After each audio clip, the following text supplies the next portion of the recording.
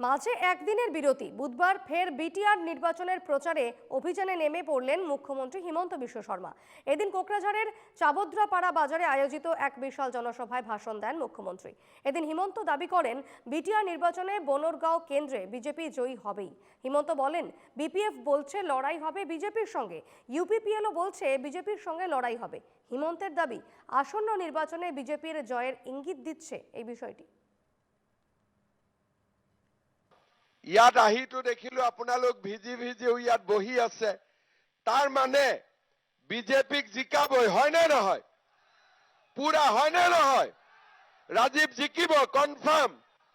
ময়ো ভাবো এইবাৰ ইলেকশ্যনত বনৰগাঁৱত আমি বিজেপি জিকিমেই, একদম 100% কনফাৰ্ম আমি জিকিমেই।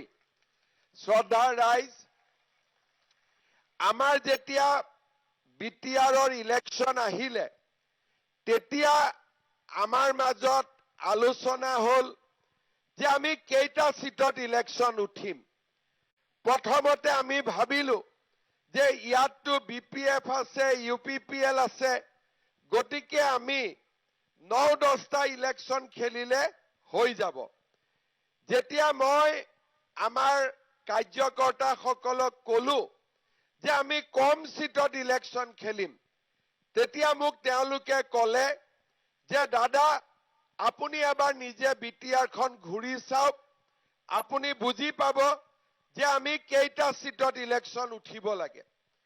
মই বিটিআৰত যোৱা 10 দিন মিটিং কৰি আছো।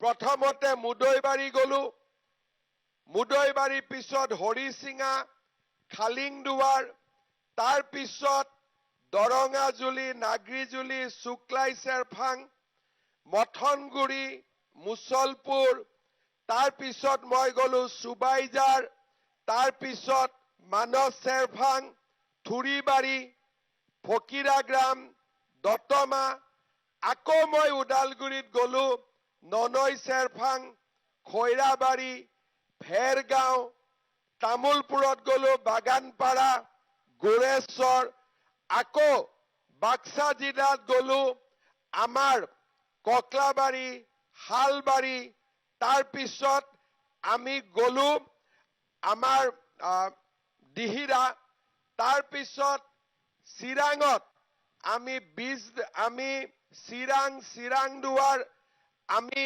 কোকৰাঝাৰত আজি আকৌ আহিলো, বনৰগাঁও, অলপ পিছত যাম গোমা। মই যিমান সিটৰ নাম কলো সকলো মিটিঙতে হাজাৰ হাজাৰ মানুহ।